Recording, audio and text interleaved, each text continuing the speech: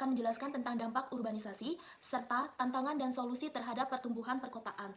Sebelumnya, pengertian dari urbanisasi itu sendiri ialah proses pembentukan kota atau proses di mana suatu wilayah berubah menjadi perkotaan. Jadi, dampak urbanisasi dapat menimbulkan dampak yang positif dan negatif, baik bagi desa yang ditinggalkan maupun bagi kota yang didatangi. Berikut ini saya akan jelaskan dampak-dampak tersebut. Yang pertama ada dampak negatif urbanisasi, yaitu yang pertama dapat meningkatkan jumlah penduduk kota, yang kedua meningkatkan jumlah tenaga kerja kasar jika tidak dibekali keterampilan yang cukup, yang ketiga meningkatnya lahan untuk permukiman kota sehingga lahan lain semakin sempit, yang keempat terjadinya kemacetan lalu lintas dan masalah sosial di kota. Yang kelima, tenaga kerja produktif dan terdidik berkurang di desa. Yang keenam, produktivitas pertanian menurun karena jumlah petani berkurang di desa. Selanjutnya, ada dampak positif dari urbanisasi. Dampak yang pertama ada mengurangi angka pengangguran di desa. Yang kedua, meningkatkan etos kerja penduduk desa melalui transfer budaya kerja dari kota. Yang ketiga, mengurangi kepadatan penduduk desa. Yang keempat, meningkatkan iklim perekonomian desa melalui uang yang dikirim dari kota ke desa.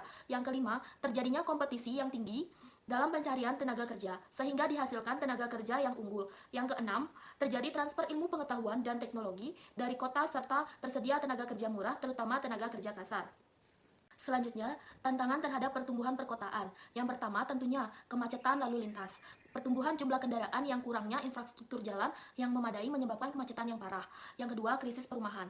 Keterbatasan lahan dan naiknya harga properti membuat perumahan yang terjangkau sulit untuk diperoleh. Yang ketiga, ada polusi. Polusi udara dan air akibat aktivitas industri dan transportasi serta pembuangan limbah yang tidak teratur. Yang keempat, ada perubahan iklim. Perubahan iklim dapat berdampak seperti banjir, kekeringan, dan cuaca ekstrim mengancam infrastruktur kualitas hidup di perkotaan. Yang kelima, kesenjangan sosial. Pertumbuhan kota yang tidak merata dapat memperlebar kesenjangan sosial dan ekonomi.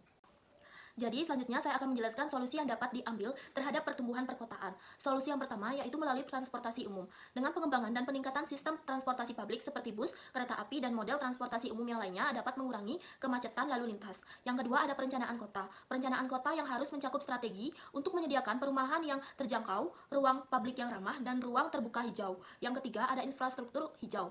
Pengembangan infrastruktur hijau seperti taman kota dan penggunaan bahan bangunan yang ramah lingkungan. Yang keempat, pemanfaatan teknologi. Pembangunan teknologi seperti transportasi pintar, sistem pengelolaan air limbah, dan sensor lingkungan untuk meningkatkan efisiensi dan kualitas hidup. Yang kelima, ada pemerataan pembangunan. Pembangunan yang di daerah pedesaan dapat mengurangi tekanan pada kota-kota besar. Yang keenam, pendidikan dan kesadaran. Peningkatan kesadaran masyarakat mengenai isu-isu lingkungan dari pentingnya keberlanjutan. Jadi dengan mengimplementasikan solusi-solusi tersebut, menurut saya perkotaan dapat menjadi lebih berkelanjutan, ramah lingkungan, dan berkualitas bagi semua lapisan masyarakat.